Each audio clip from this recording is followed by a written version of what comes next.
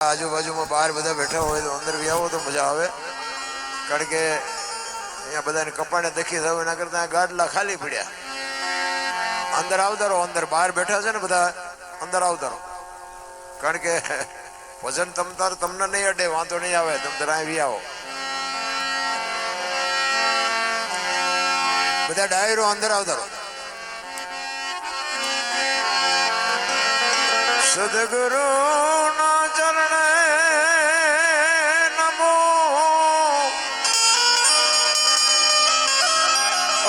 માંગુ પ્રેમ પ્રસાદ,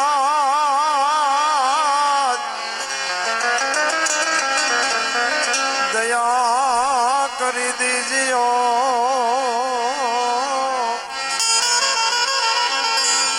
તો હરિ રસ અમૃત સ્વાદ.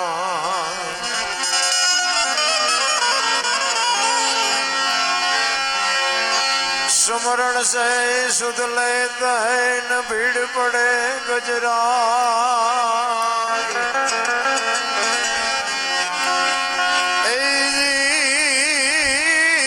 जाको जग में कोई नहीं, ताको गरीब नवाज.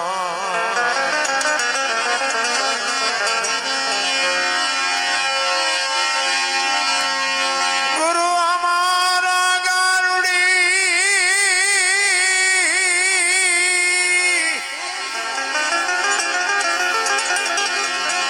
गुरुजी हमारा गारुड़ी मुझबर करी छे.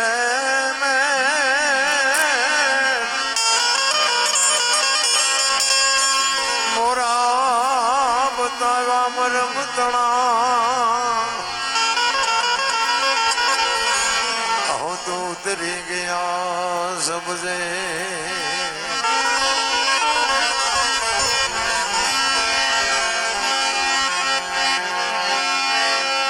मन लो भी मन लाल जो मन से चंचल चोर.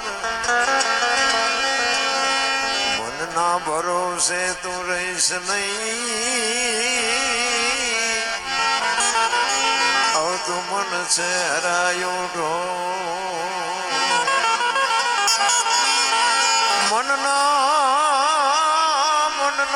भरोसे रहीस नहीं, तू मन से हरायो ढो.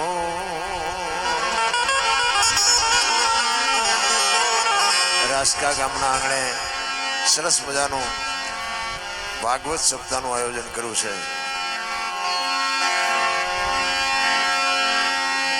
અને એક દીકરી બાના લગ્નની વાત ભુવાજી કરતા હતા. ખરેખર ધન્યવાદ છે ભાઈ, આવા ભગીરથ અને સુંદર કાર્ય કરો છો, દિલથી સલામ કરું છું ભાઈ. પણ કથાઓ બધા કરાવે છે, કથાઓ કરે છે, માણસો ખર્ચો કરે છે, પણ મને એમ થાય છે કે બગાડ કેમ નથી ઉભો રહેતો એ મને સમજાતું નથી. આ કથા ને ભજન ને માતાજીના માંડવા ને મંદિર ને પ્રતિષ્ઠા ઘણું બધું થાય છે, માણસો વાપરે છે, આપે છે, પણ મને એમ થાય છે કે આ જો કથા જીવનમાં ઉતરે તો આટલો બધો બગાડ થાય એવું તમને કેમ લાગે છે? અને જીવનમાં ઉતરે નહીં તો પછી આ માંડવા નાખવાનો મતલબ એ શું? હે, આ માંડવા નાખો એમાં ફાયદો કોને? મંડપ વાળાને, સાઉન્ડ વાળાને, અમારા કલાકારને, સાજિંદાને, તમારા ખિસ્સા ખાલી થાય. કથા આપણે ગમે ત્યાં બેહારી ને બાપુ, ઘર સુધી આપણી કથા જ આવી જોઈએ. કથા જો ઘર સુધી પોગે નહીં તો કથાનો કોઈ મતલબ નથી રાખતો. એક રામકથા ગામમાં બેઠી હોય અને રામચંદ્ર પરમાત્માના કોઈ પણ પ્રસંગ આવે, એક વક્તા બાપુ વ્યાસપીઠ ઉપર થઈ અને વાત કરતા હોય કે રામ ને ભરત નો પ્રસંગ આવે અને ભાઈ ભાઈ ના પ્રેમ ની જયારે વાત કરે, અને એ પ્રસંગ સાંભળ્યા પછી જો ઘરે ગયા પછી નાનો ભાઈ મોટા ભાઈ ને બથ ન ભરી લે તો બાપુ કથાનો કોઈ મતલબ નથી. હે, દેરાણી જેઠાણી ના વિખવાદ ન મટે, હાઉ વહુ ના વિખવાદ ન મટે તો કથામાં ફાયદો કોને? કોઈ મતલબ નથી. રામ, હું તો એમ કહું છું છોકરાને 10 રૂપિયા નો આપી શકતા હોય તમે આ લાખો રૂપિયા નાખો તો આનો મતલબ શું? જીવનમાં બાપુ ઉતરવું જોવે કઈ. આ આપણે રામ કથા કરીએ પછી આપણને ઘરે એવું તો હોવું જોઈએ ને કે રામ ને દશરથ ને જે પ્રેમ હતો એ આપણા ઘરે છે. માં સીતાજીને કૌશલ્યા ને હાવ ભાવ નો જે પ્રેમ હતો એ આપણા ઘરે છે. બાકી અહીંથી ઉભા થાય તો ખંખેરીને વ્યાજ આય નહીં ભલે ભળ્યું કઈ નથી લઈ જાવ કોઈ મતલબ નથી. નારાયણ મારા જેવું સાચું કોઈ નહીં કે અમે તો લાખો રૂપિયા ઢહડી આવી. હા કથાઈ ઉપર કથાઈ અમારે ત્યાં રોજે રોજ તારીખ. ભુવાજીને મેં કીધું ભુવાજીએ મને 2 મહિના અગાઉ તારીખ લખાવી અને આ 4 રાતું હળંગ ખેંચીને આવ્યા છે. હજી 3-4 રાતું ખેંચવાની. હવે આમાં તમને ન ઉતરત ઘર તો અમારા ભરાય. આવું સાચું કોઈ નહીં કે તમને. મને તો ઘણા કે અમારા કલાકાર મિત્રો એમ કે આવું ન બોલાય બંધ થઈ જાય છે. છોકરાને 10 ની નોટ ના દેણ આપણને 2-2 લાખ રૂપિયા આપતા હોય તો સાચું તો કેવું જ હોય ને.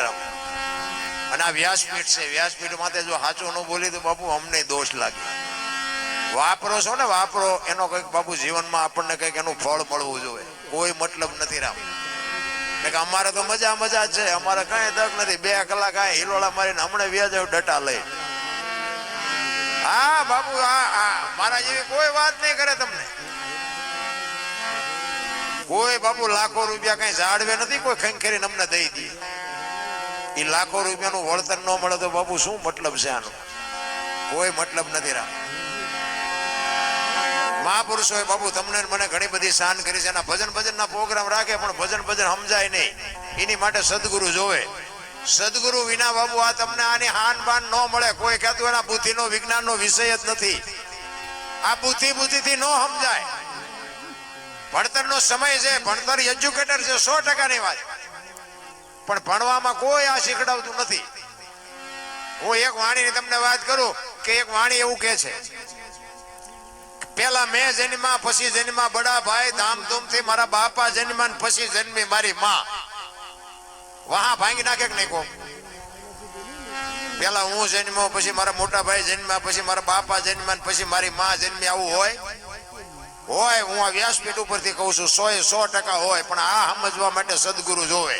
ગમે એટલું ભણ્યા હોય તો એ ભણતરમાં ન આવે. અને આ સમજાય જાય ને. ગોળ બંગાળનો રાજા ગોપીચંદ ને 92 લાખ માળવાનો ધણી ભરતરી સાધુ બની ગયા. બાપુ શબ્દ જો વાગી જાય ને તો મેળ પડી જાય એવું. હું તો જ્યાં જાઉં ને આ બધા મને તો મારા વિડીયોના માધ્યમથી ઘણા બધા મને સાંભળે. અને હું તો જ્યાં જાઉં ત્યાં કહું હું તો ખટારાનો ડ્રાઈવર હતો. આ ખટારાનો ડ્રાઈવર એટલે 19મી કોમ કહેવાય. એને પાણી નો કોઈ પાય. આ તમે બધા હેઠે બેઠા છો અમને ઉપર ચડાવ્યા છે. ક્યાં ચડાવ્યા બાપુ? શબ્દ વાગે નહીં તો મરી જવાય. જાનવર પૂજાય છે. એક લખવું હોય તો લખી લેજો. હળદીના ઘાટ ઉપર રાણા પ્રતાપનો ઘોડો પૂજાય છે. સતાધારમાં પાડો પૂજાય છે. ચમરાળામાં ભેંસ પૂજાય છે. કચ્છમાં દાદા મેકરનો કૂતરો ને કતાડો પૂજાય છે. આપણું પાડોશી હારું નથી બોલતા. કતાડા કરતા બે જ નથી આપણે. પછી કે હું નડતું હોય છે દાણા જોરે મેળ નહીં પડે. માને ને બાપ ને હાસુ. હું તો આખી દુનિયામાં છે ને મારી એક જ અંગત ભલામણ બધાયને, ભાઈઓ બહેનો બધાયને, ભલે આવું તમે જે કઈ કરતા હોય કરજો. એમાં મારો કોઈ વિરોધ નથી. વાપરજો. જ્યાં દેતા હોય દેજો. પણ મેઇન મુદ્દો છે ને મા બાપ ને બાપુ 2 ટાઈમ હારો રોટલો દેજો. જિંદગીમાં કોઈ દી મોળો દી ન ઉગે આપણી ગેરંટી. વ્યસન થી થોડાક આગળ રહો. કુટુંબ પરિવારમાં એકતા રાખો. મા બાપની સેવા કરો. બસ બીજું કાંઈ કરવાની જરૂર નથી. અને મા બાપ ને સાચવશો નહીં ને તો ગમે આ બાપુ દાણા જોવરાવો અહીંયા જોવરાવજો. જો તમારું ક્યાંય માતાજી તમારું બાવડું ચાલે ને તમારો ગુલામ થઈ જાવ. કોઈથી પતે જ નહીં. જેટલા જોવરાવો એટલા જોવરાવજો. તમારે ત્યાં ગમે એમ હોય. અમારે ત્યાં લેન લાગી દાણા જોવાય. અહીંયા તતણ દી વારો આવે છે. કાલ ને પમદી આવજો એ કે તો આમનું હાલ્યું ને કઈ. કરોડપતિના દીકરા દાણા જોર આવે. કરોડપતિ મોટા બાંધીને આવે. કોઈ ભાળી ન જાય. તમે શું કર્યા તમને ન ખબર હોય. આપણે મા બાપ ને 2 ટાઈમ હારો રોટલો ન દોયો અને બાપુ તમે દાણા જોરાવો કોઈ દી જિંદગીમાં ન પતે. રામ કોઈ મતલબ નથી. હું તો બહેનોને ખાસ કહું તમારા લગ્ન થઈ જાય ને પછી હાવ હારા હાચવજો. હારી પેટી જોતી હોય હારા દીકરા જોતા હોય ને તો હાવ હારા 2 ટાઈમ હારો રોટલો દેજો. પાણીની લોટાની જરૂર હોય તો પાણીનો લોટો પાજો. બાકી પછી ભગવાને કે હારો દીકરો દે હારો દીકરો. અહીંયા ગોદામ નથી. ત્યાં પાદરા દઈ દે. હા, એની માટે વાવણી કરવી પડે, વાયવા વગર ન થાય. ભાગવત સપ્તાહનું આયોજન છે, ખરેખર સરસ મજાનું આયોજન કર્યું છે. પણ ભાગવત છે ને બાપુ કૃષ્ણની લીલા છે, અને રામકથા છે ને એમાં રામની લીલા છે. કોઈને શું કર્યું ને એના પરચા. રામદેવ કથા હોય તો રામદેવજી બાપાએ શું કર્યું, શિવ કથા હોય તો શિવના શું મહિમા છે. આજે શિવરાત્રી છે, પણ જીવનમાં તમને કોઈ એક જીવનમાં ઉતારવા જેવી વસ્તુ છે. રામાયણ, ગીતા, ભાગવત છે ને એ એક જીવનમાં ઉતારવાના આપણા એક દુનિયામાં બાપુ ગ્રંથો બનાવ્યા છે ને, એ તમને મને કેળો પાડ્યો છે. આ મહાભારત એ મહાપુરુષોએ બનાવ્યું છે ને રામાયણ એ મહાપુરુષોએ બનાવી છે, પણ બે તમને મને કેળો પાડ્યો છે. આ કેલૈયા કુંવરને બેહારી દો ને, અહીંયા વહી જાય ઘડીએ ઘડીએ સુરતા. રામ કથા છે ને એ રામાયણ એમ કે છે કે દીકરા કેવા હોય, બાપ કેવા હોય, ભાઈઓ કેવા હોય, માં કેવી હોય, કે આ જોવું હોય તો રામાયણમાં જોવો, અને આ રેડેલું ન ખાવું હોય તો મહાભારતમાં જોવો. બે તમારી મારી આમે ગ્રંથો પડ્યા છે, અને બધાને ખબર છે કે રામચંદ્ર પરમાત્માને